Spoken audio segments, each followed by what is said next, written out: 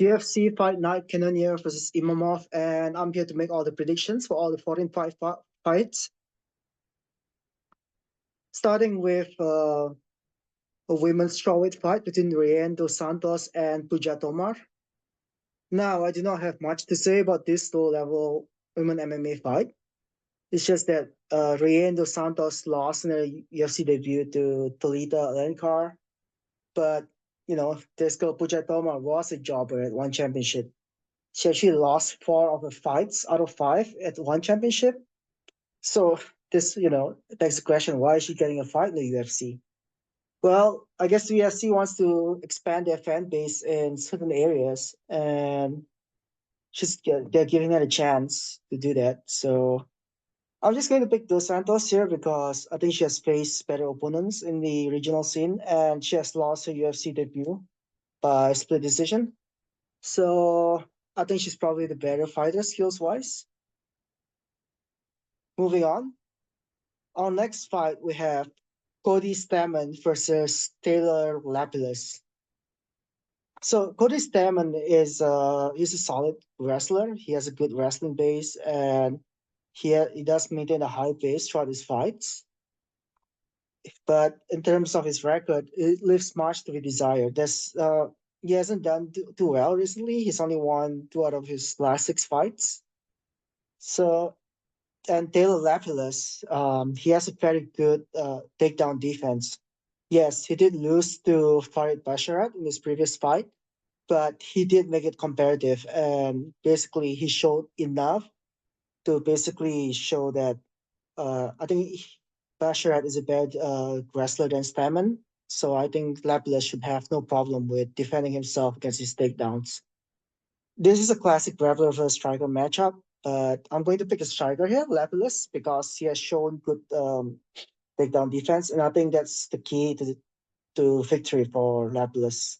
I think he'll stop the takedowns, and I think he'll piss him up on the feet.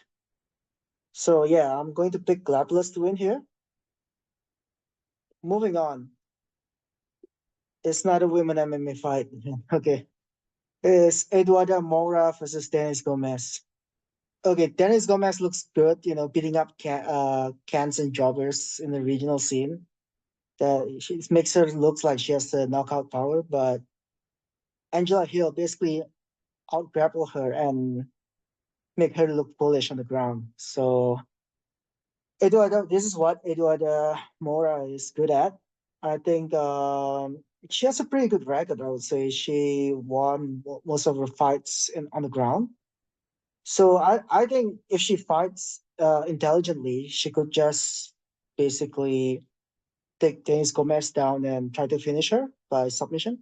So yeah, I think she'll finish her off by submission. I think she should win this fight pretty comfortably.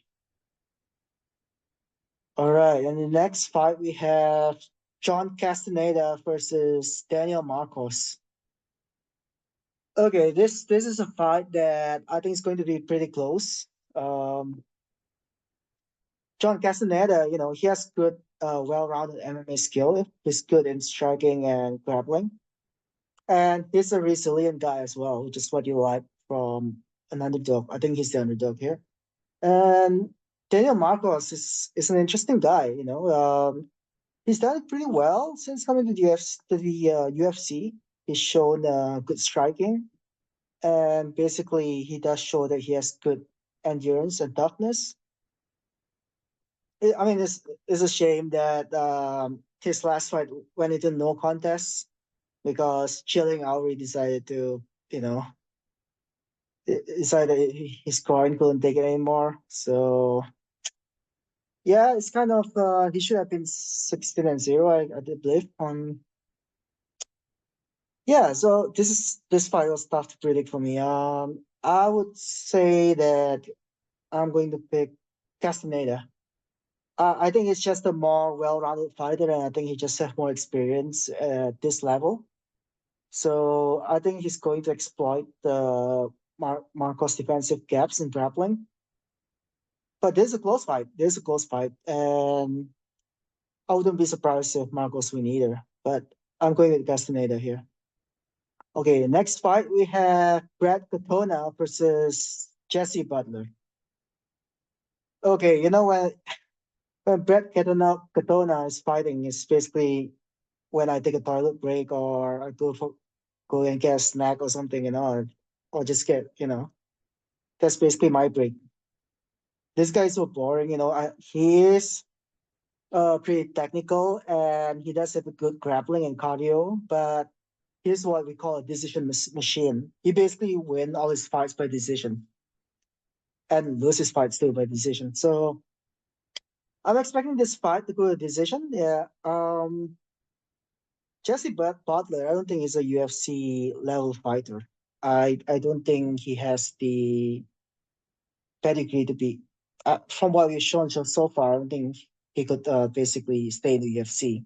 So I do think that Brad Katona is going to win another decision, and I'm just going to take a toilet break again during his fight. All right. So the next fight we have. Oh, come on! You gotta be kidding me! It's another low level women MMA fight, and it's between two female jobbers we have here.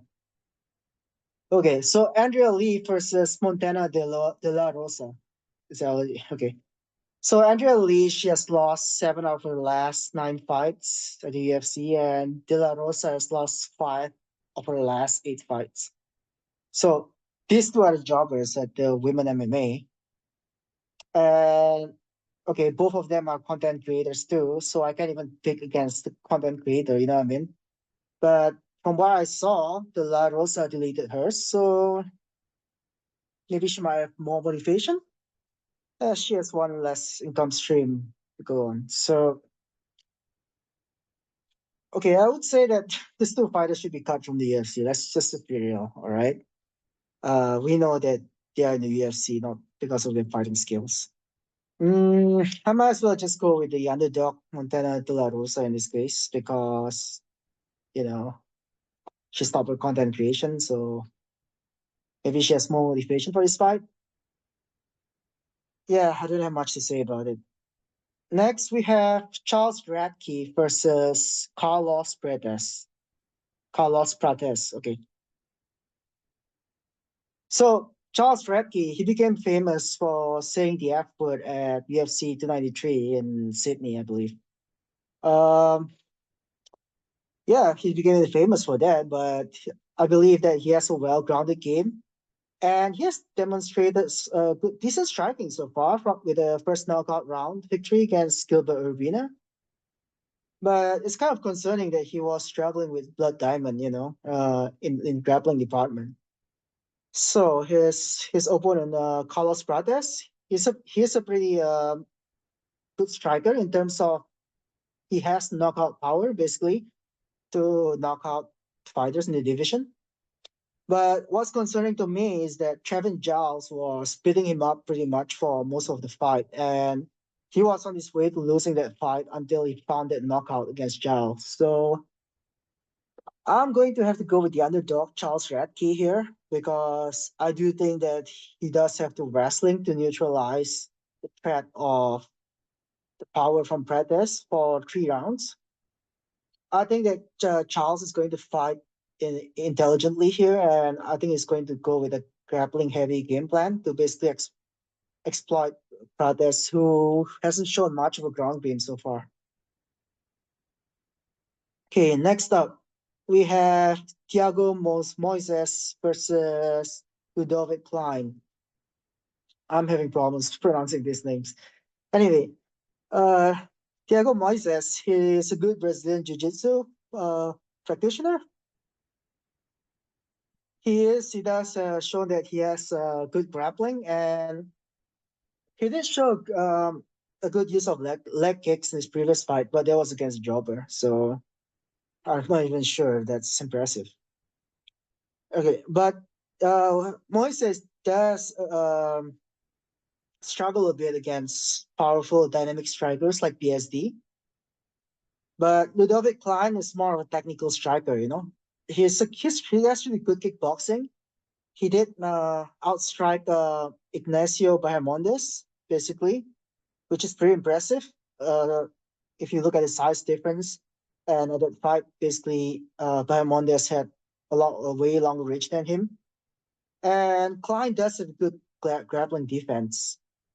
So, when I look at this matchup, this is very difficult fight to predict, It's like a 50-50 for me. I think I'm going to go with Thiago Moisés. Yeah. I think there's another grappler versus striker. And I don't know. I think Thiago Moisés striking is all right. So I think the grappling will make a bit of difference here. But again, I think this is the most difficult fight to predict in this card actually. Okay, moving on, we have Miguel Baeza versus Punahele Soriano. Oh my goodness, this is really the kind of fight that I really hate to predict. I really hate it when the UFC pits two jobbers against one the other. It's like, uh, who am I supposed to pick here? It's like the two. I'm supposed to pick between two bad fighters. So both fighters have a rough stretch recently. Miguel Baeza, he's lost his last three fights, and he has a very awful fight against Andrea Thiago, who knocked him out in the first round.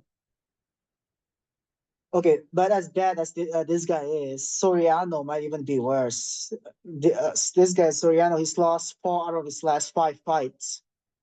And he basically lost to Dustin Stovicis, who was basically not even UFC material. So I think Miguel Baeza is the better jobber in this case. So I think I'm going to pick him to win here in this fight. I think he'll get his career back on track, hopefully, with a win. All right, the next fight we have Julian Marquez versus Zachary Reese. Okay, this is my theory, all right? Here we go. I believe that Zachary Reese is actually the worst jobber in UFC. Can you believe that? Yeah. Or maybe he's the best because he managed to make Cody Brundage looks really good, as who's a serial jobber, and Brundage knocked him out with a slam. That looks like a powerbomb slammer, which makes him look really really good. So this guy, Zachary Reese, he was fighting regional jobbers with awful record. I would suggest that you look up his record on against who he fought in the regional scene, and I just think this guy's a fraud. You know what I mean. Basically, his only legitimate win was against Eli Aronov in Dana White Contender Series. So I really think this guy's a fraud. And Julian Marquez, he's a grappler, and he's as mediocre as they come as a fighter, but he's still UFC level. You get what I'm saying? So even though he might have a bad chin, he doesn't have to worry about that when he's fighting against Zachary Reese. So I'm definitely picking Julian Marquez here against Zachary Reese, and hopefully that's the UFC cut Reese if he lose, because we don't need any more of these jobbers on the UFC. So the next fight we have is Raul Rosas Jr. against Ricky Turcios. Okay, this fight was supposed to happen in UFC Mexico City, I believe, a few months ago, but it was canceled after Raul Rosas pulled out in literally like the last minute, because he said he was sick. So this is a curious one. Okay, Raul Rosas, I do believe he has the talent, all right? He has the talent. He has shown that from his wins. But I'm not even sure about his mentality. That's my concern. Ricky Turcios, I don't think he's at the same level at Raul Rosas. So I'm just going to put Raul Rosas. I think I'm just going to have the confidence that he's focused on this fight and probably get the win by submission. And the next fight that we have is Bruno Ferreira versus Dustin Stolzfus. So, Bruno Ferreira enters the fight with a good reputation as a powerful striker with knockout power. So he finished most of his fights in the first round, but he does have a problem with his gas tank. So if the fight goes beyond round one, it's a pretty he might be pretty suspect and run out of gas. But I'm not even sure if Dustin Stolfius is a UFC level fighter. If you get what I mean. He basically was lucky that Joe Pfeiffer injured his elbow in the Dana White Contender Series, and that's how he basically got his contract. And in the UFC, he has 4 losses out of 6 fights. So that shows you like he might not even be UFC level. So I think that Bruno Ferreira is more talented here, and I think he's just going to knock him out in the first round. All right, so our co-main event, we have Dominic Reyes versus Dustin Jacoby. Oh, what a fall of from grace Dominic Reyes had. I haven't seen such a rapid decline from someone who arguably beat John Jones in the title fight to losing 4 fights in a row and getting knocked out. I believe 3 out of his last fight. His last 3 fights he was knocked out. I remember watching that fight against John Jones, and I was wondering, whoa, is John Jones gonna lose this time? I was actually impressed. I was like, who is this guy? Who is this dude that's beating up John Jones, right? That was a close fight, closer than I think. I really think that he might have been the closest to beating John Jones besides Alexander Gustafsson. But I just don't trust fighters who's been knocked out like recently. I just think that their chin is basically gone at that point.